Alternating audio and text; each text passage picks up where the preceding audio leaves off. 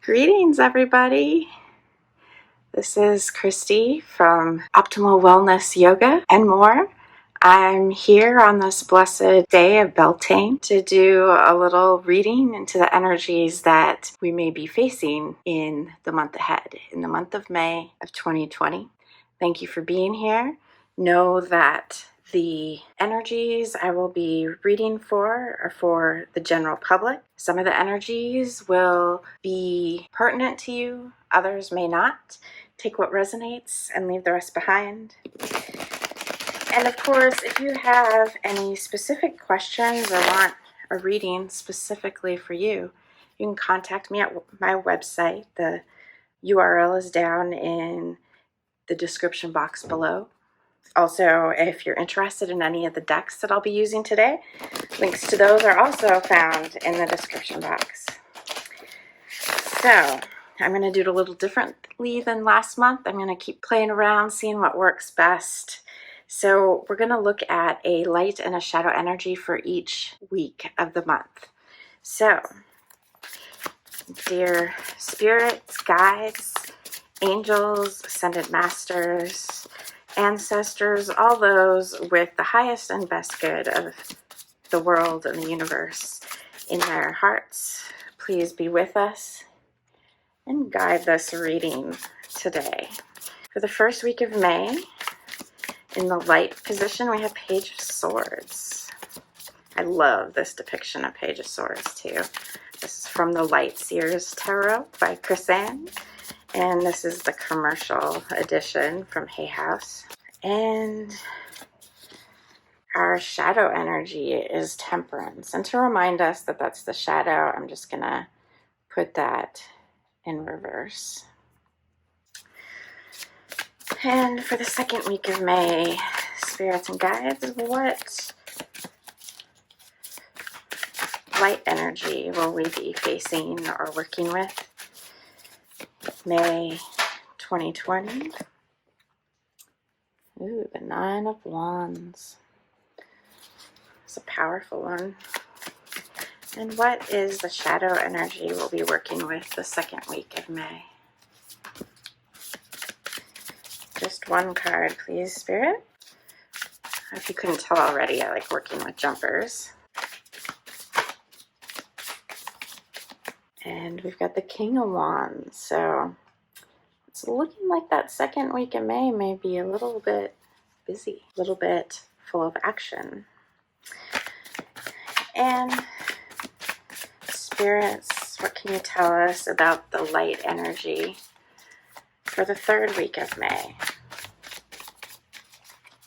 What can you show us about the light energy in the third week of May? Ooh, Tower. We're getting some not quite so light cards here for our light energies. And spirits, how about the shadow energies for that third week in May?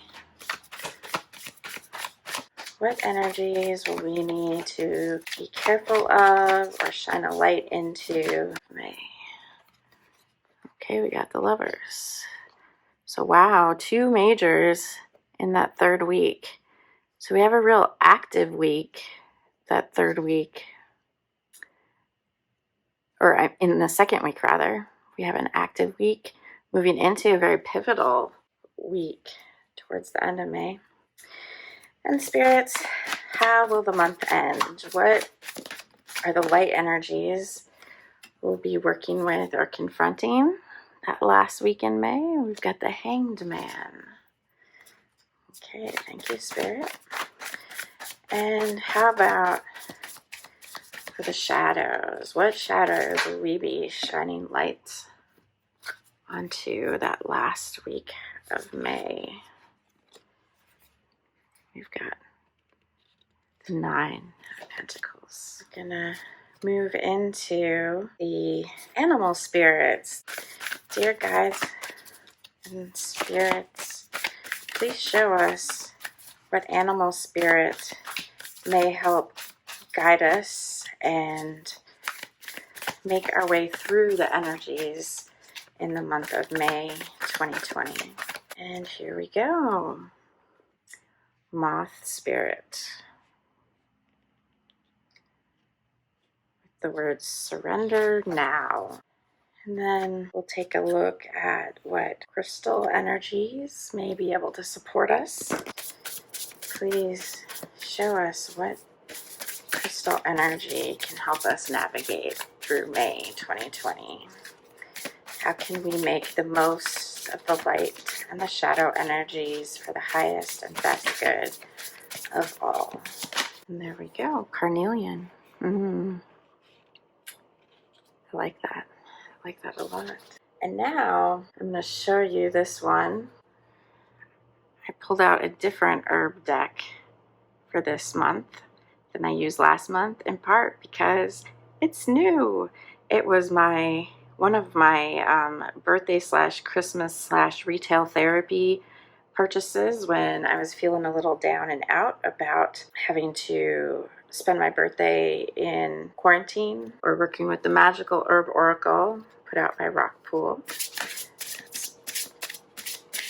Written by Sherilyn Darcy and illustrated by Dear Dandy. Dear guides, what plant spirit can help us navigate the light and shadows of May 2020 for the highest and best outcome? Oh, very, very interesting. Cannabis healing. I'm laughing because, like, literally just before I started this video, I ordered CBD oil. The universe is being a little funny with me. I kind of enjoy that. And lastly, guides, please show us with a single jumper what angel or ancestor can help us navigate this month's energy for our highest and best good. Ooh. And not exactly an angel or an ancestor, but a season, the season of summer. Bask in joy and light. Very nice. Okay, I had this one recently for one of my weekly readings, but let's go ahead and dive in. It looks like, no surprise here, May is going to be another pretty pivotal and impactful sort of month.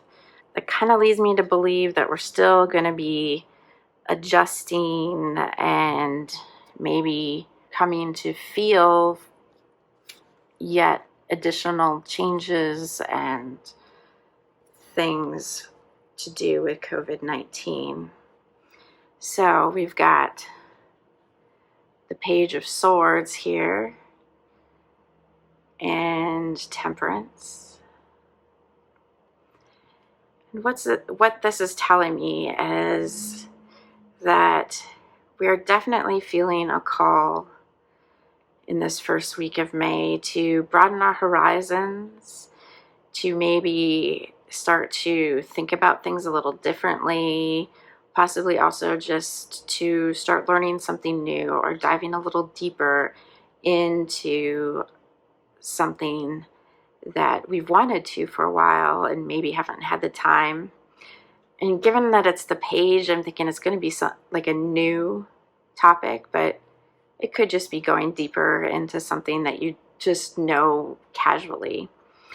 And then paired with the shadow of Temperance, I'm receiving that we might have a bit of a tendency to get stuck in our head. Now that could be more for me because I am obsessed and single-minded with learning at times. But that combination is telling me that, well, it's always good to learn, to educate yourself. It's also important to not do everything from the head, that you need a little yin with your yang. You need a little balance. You need to meld both sides. And to me, the Temperance card, especially when it's combined with anything from the swords, I I really feel it's telling you to find that wise mind. In psychology, they talk about having that blend where you take the logic side and you blend it with the feeling side, with the emotion side. Those of us here in the spiritual community, it'd be with that gut feeling, with your intuition. So what I'm sensing is, while we should continue to go ahead and learn new things, we need to remember to add a little bit of that intuition in before taking any sort of action. Which brings us to the second week. 2 wands. Wands are action, passion, motivation, movement. And so for the light energy, we have the 9 of wands. And then for the shadow energy, we have the King of Wands. So what I'm receiving here is that, around that second week in May, we may be feeling a little hemmed in, a little restricted, which, I don't know about you, but I'm already nearing day 50 of isolation here on the 1st of May. So I'm definitely starting to feel some cabin fever. I'm feeling a little restricted in my movements, in my emotion. So this might be telling us to make more of a concerted effort, because you can see here that while she's got this almost fence created out of those wands blocking her path forward, she has but to just take a couple steps to either side to get around it. So what I'm receiving here is that you may feel that something's blocking your path. It's very little out of your way, very little excess energy that needs to be expended to make your way forward once again. So I'm getting a sense that we should make an effort to move forward in this second week. Enough sitting on our butts, enough playing around in our head as to what all the outcome of the situation is going to be. We can't know it all. We need to just move forward with the resources that we have, work around the obstacles that are in place, and probably just, even though this isn't Pentacles, I'm still getting a sense that we need to move our bodies more, that we need to, go for some brisk walks, or, if you have a treadmill, get on that treadmill. And then with the King of Wands in reverse, I'm getting a sense that somebody around you may be feeling that you are being a bit too much of a leader, and that you're leading a little too aggressively. If you're perhaps trying to encourage and urge others to get out and move with you, maybe take a little softer approach to it. Maybe think about inviting them along, or steering the conversation such that they'll take it as their idea. That way you won't be coming across as overly demanding or bossy, or that you'll be modulated and a bit more of that blend of the intellectual and the inner knowing. So then into the third week, we have the Tower card in the positive, and we have the Lovers in reverse. So I'm sensing that perhaps some of this movement made in the second week is going to break down whatever those barriers are that are in your way. Those are going to come down, and it may be a little unsettling at first. I don't know about you, but change for me is always uncomfortable. But everything has fallen and all that debris has settled. It's going to be time to start building again. Now, while all this is happening, it's stirring up all the energies around you. So there may be some disagreements, some arguments with those that you're close to. That could be your housemate, your life partner, your boss, your best friend. Somebody you're really close to may be feeling a little hurt, a little unsettled. They may feel that you are the cause of that Tower card. So just be mindful of that when you interact with those close to you. Give them a little bit of grace. Recognize that everyone right now is really stressed out, and every once in a while that stress is being taken out on the person that is not responsible. So if somebody else lashes out at you, just try to not receive it. Try to let it roll off you.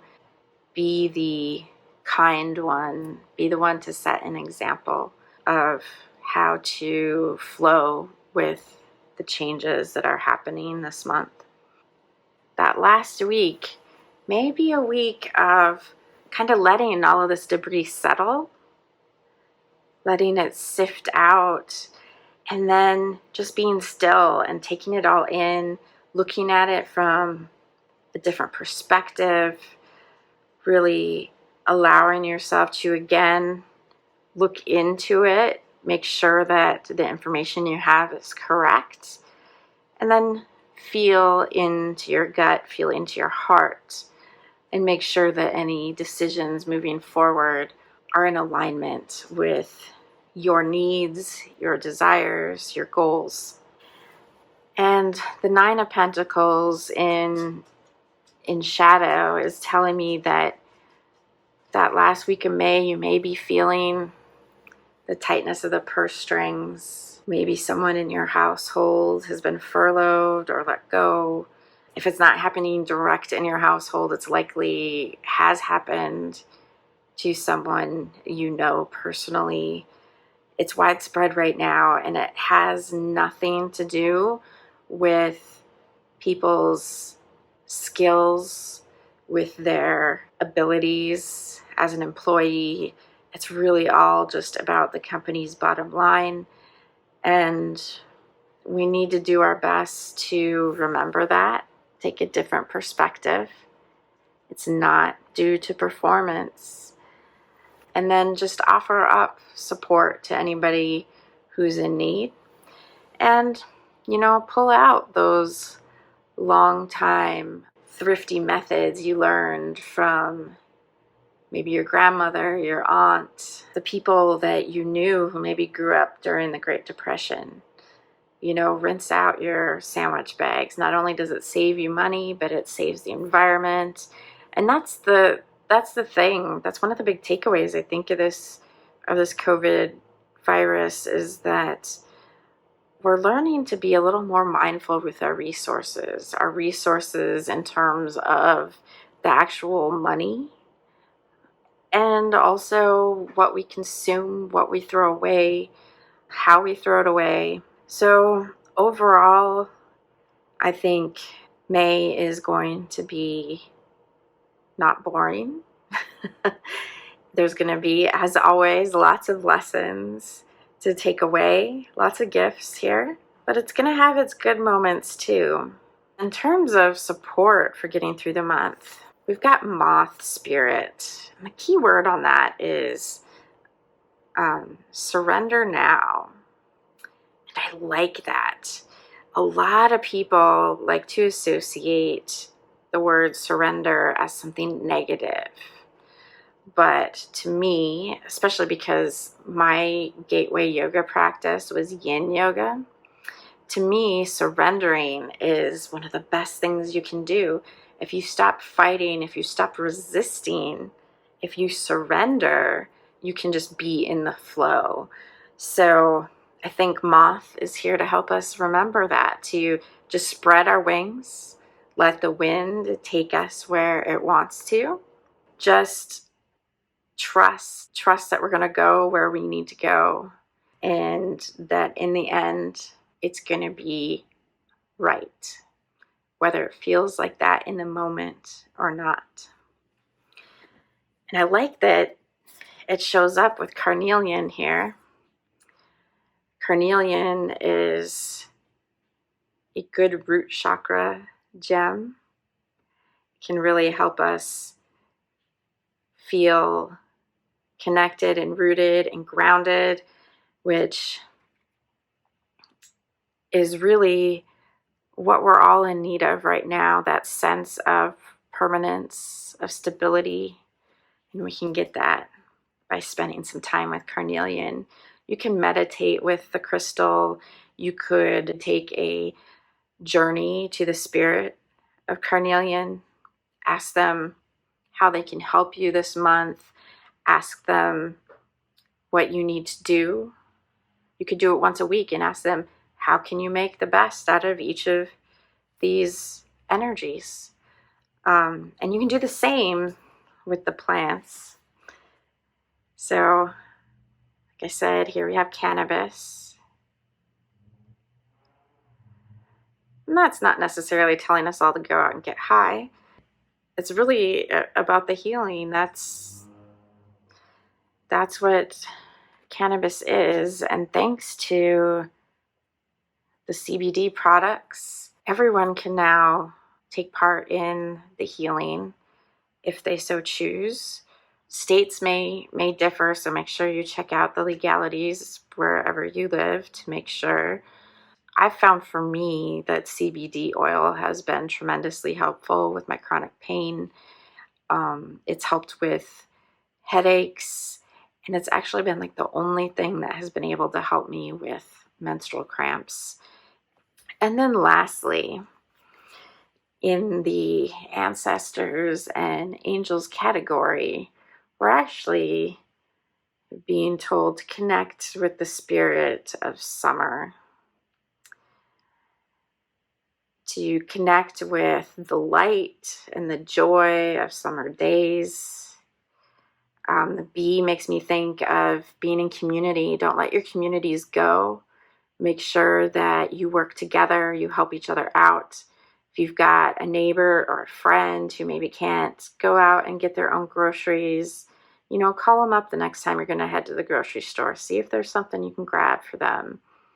See if you can, leave a baked good on their porch or in the hall outside their door or something. Remember your communities. The longer we're isolated like this, the more we need them. But the more we may become a little lazy and stop reaching out and helping and connecting. So be sure that you do those things that make you feel lighter, make you feel brighter, and help your community. So that's it for May 2020. I thank you all so much for being here. It's truly been an honor and a privilege to do this reading for you. Thank you for hanging through until the end.